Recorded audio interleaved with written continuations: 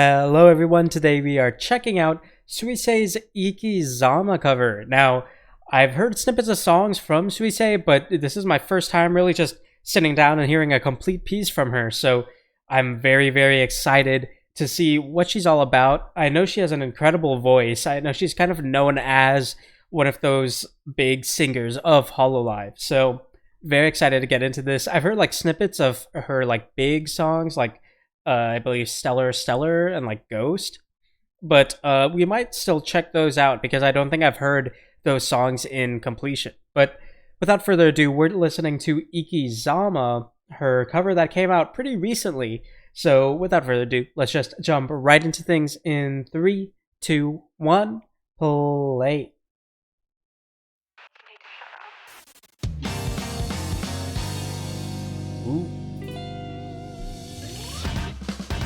Ooh.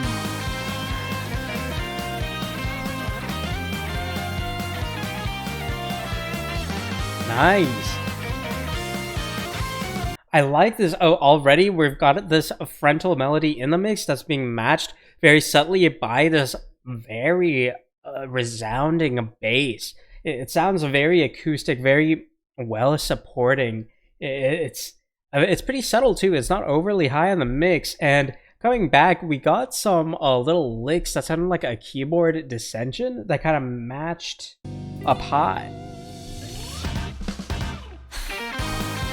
Yeah, right there. So right there, it sounds like a string instrument, like a guitar, is introducing the lick, but on the dissension of the melody, that doesn't sound like a guitar. That sounds like keys. So we're mixing up our instrumentation already just in this introduction here. You can hear the guitar. And then there's some keys there, it sounds like. And yes, and we're getting...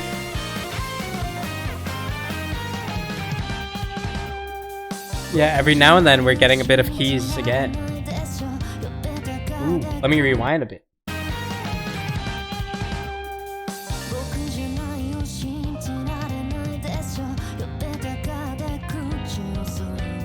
Ooh, nice. That was a very clean drop low. Her voice is very complete. Like, usually when you hear a vocalist, it's like they need a bit of support from the instrumentation because that's just how tonality works. You focus on maybe the treble tones, the mid tones, the bass tones, and you get instrumentation to support the rest of the mix. But her voice is very well supported. It could very easily do like an a cappella piece because it just has so much clarity and completeness in her voice.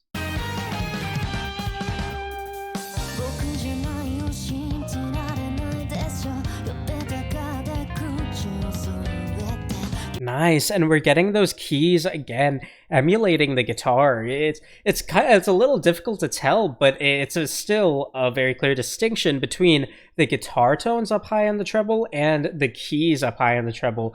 It feels like more often than not, the guitar is introducing the treble tonality, and then the keys are doing a descending run. But every now and then, we are getting a key introduction in the treble section of the mix. But her voice is pretty much going for this mid to bass tone range, and it's a very resounding. It's so complete, and we're still getting that continued bass support in the mix, whereas the guitar has pulled out a bit. So it's a little more empty on the mix, on the treble side of the mix, but we're still getting those interjections of the keys to keep things as a complete spectrum in the mix without leaving out those treble tones per se.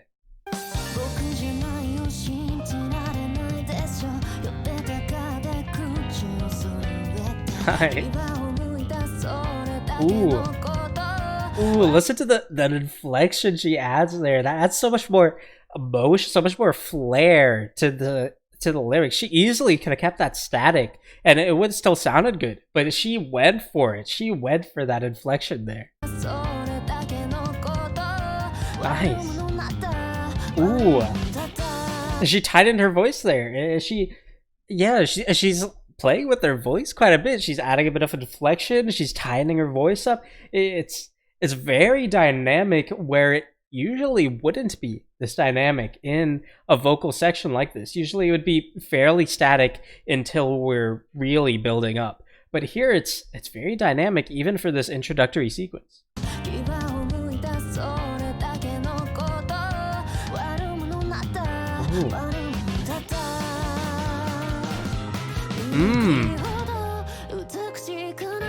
Interesting. That was a big... I know I'm pausing a lot in this song, but it's a very big mix switch up right there. Because not only we just introduced this big swell in the mix, and we've already pulled away from that. It just very abruptly. And her voice isn't doing a crazy dynamic switch up to match that instrumentation switching up, or to match the instrumentation changing, but it still feels dynamic because of all that inflection she's adding and how much she's playing with her voice here.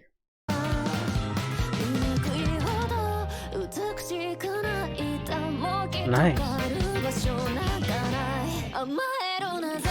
Nice.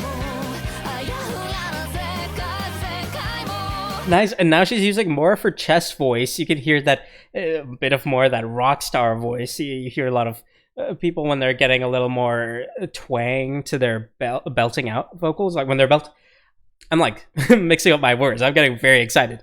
But when a lot of vocalists like are belting out their vocals, but they want to add a bit of twang and a bit of catchiness to it, a lot of times they'll use more of that chest voice. Here you can hear her doing that, but she's still getting very precise inflection when she's using her chest voice, which is something a lot of people don't pay enough mind to. And she obviously just has a very, very impressive cognizance of what her voice is doing in the song. She always knows how to like manipulate her voice throughout the mix. And again, speaking of the mix, we're getting quite a lot of cutouts and quite a lot of introductions of those keys. The keys on the guitar really are kind of the stars of the instrumentation here.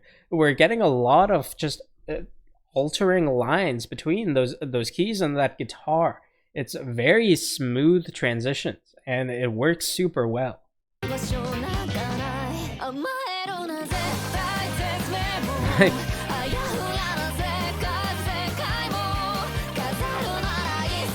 Oh.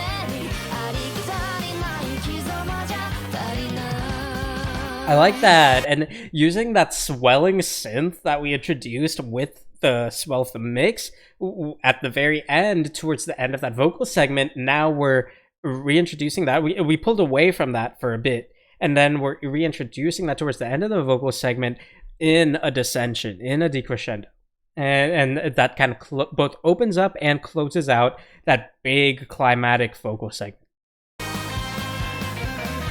And now we've got the guitar taking center stage.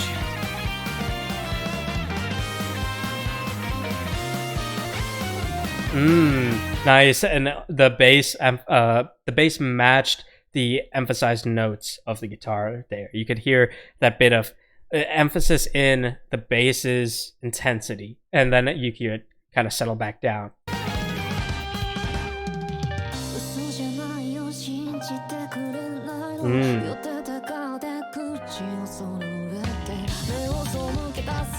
Nice. For this segment here, the keys kind of went a little bit on their own. Instead of trying to interject into the vocals, now the keys kind of just added their flair, added a sort of cool down from the previous segment, while the vocals introduced the new segment. That was a very clean transition without making it too obvious as well. So that was very impressive there.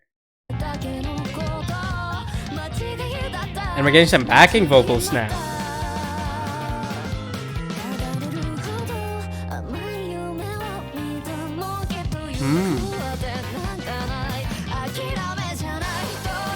Nice. All right.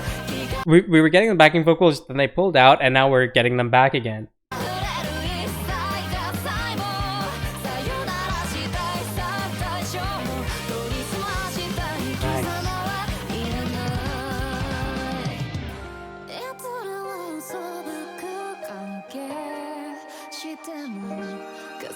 Listen to those trilling strings at the top.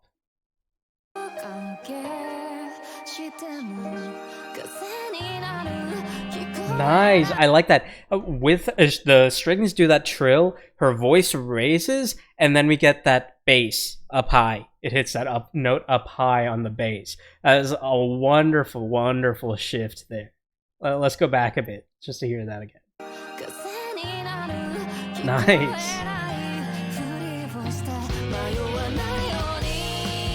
The guitar's reintroduced.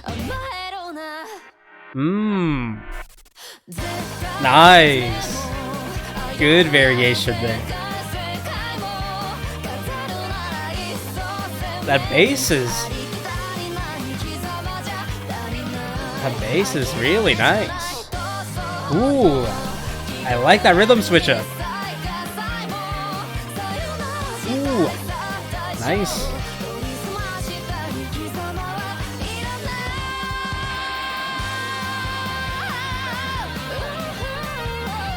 Nice. Showing off the vocals, showing off the flair.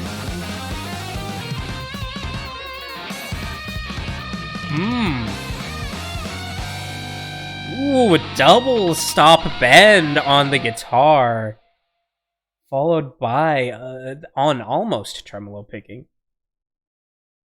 That was wild. That was really nice. I really like that ending on the guitar. We got multiple bends into a double stop, and then it wasn't quite tremolo picking, but it was just rapid picking on the double stop bend. That was nice.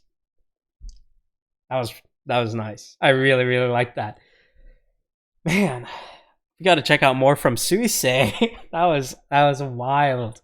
I really, really like that one. Thank you very much for recommending that I check out Suisei, because this is definitely a treasure trove of music that I've stumbled upon here.